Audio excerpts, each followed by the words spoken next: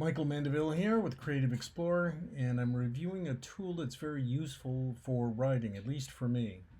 It's called Plottr, Plottr, and I'm not sure how you like to use software. Sometimes I use it and jump around. I use Scrivener, Plottr, also use Final Draft and Screenwriter. So it kind of depends in a moody way what I'm feeling at the moment to guide the story. In this case, though, I'm looking at Plottr and writing a sequel to my book called Murder in the City of Light, which is set in Paris. So I'm just going to take a little tour. If you want an in-depth critique of the software itself, I'm probably not going to offer that, but I'm giving you my impressions of how it kind of works and how I use it. So right here, I've engaged a project, of course, and given the name for it. What's interesting is that you can actually select various templates. So it does give you that if you find one you really like and that you could just immediately jump into. In that case, when you want to start with a template, in fact, I will start up something new here. Create from a template.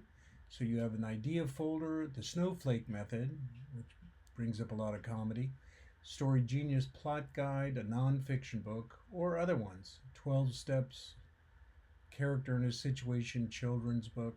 So it looks like you have at least 25 or 30 of these that you could actually use to create a particular structure, whatever you like and what you feel good about. So that's very helpful. In this case, I selected a blueprint engine right now. And sometimes I like things simple, sometimes I go to complicated. It kind of depends on what I'm feeling, but in this case, working on a book, I've outlined the various chapters. That's what I've renamed them, and you could easily just go up here and rename them.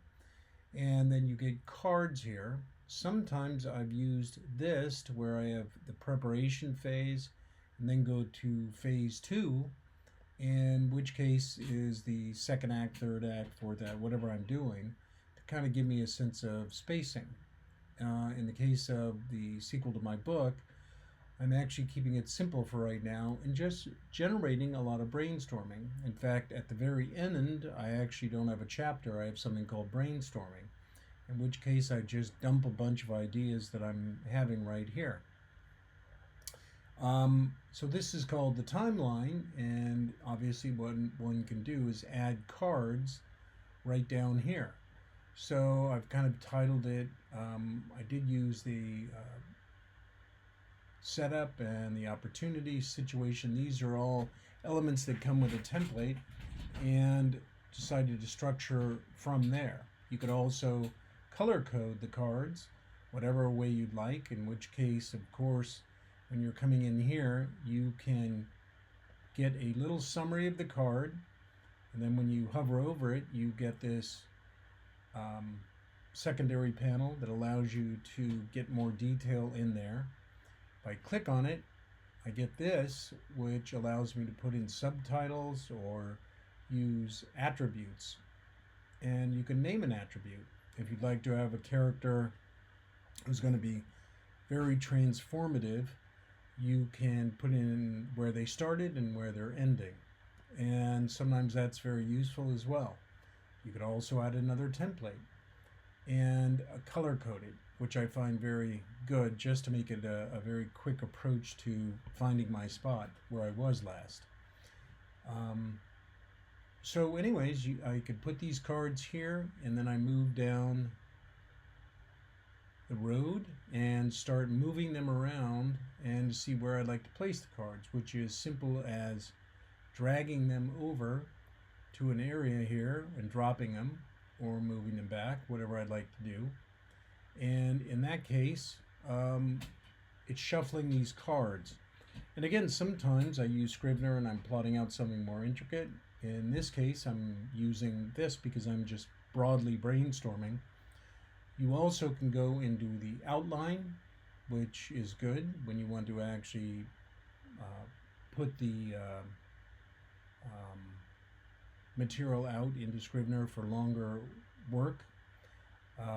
In this case, we also have the idea, when I go back to the timeline, if I have the opening here where there's a shootout, I'm able to actually put the characters who are in there.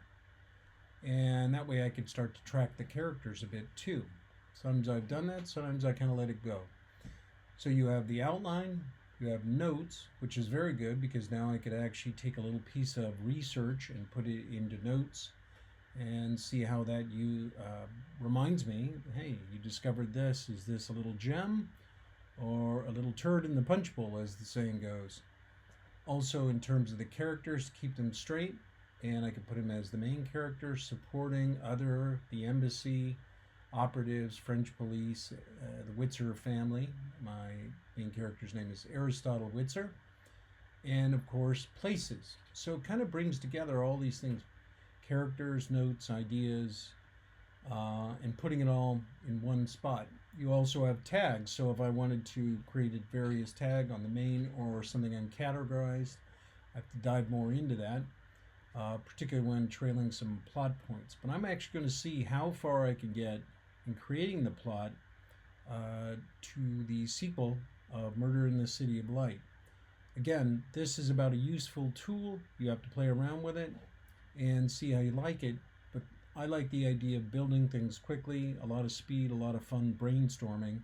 And that's the place where it falls in the various toolbox that I have for doing a lot of writing and trying to do it fast.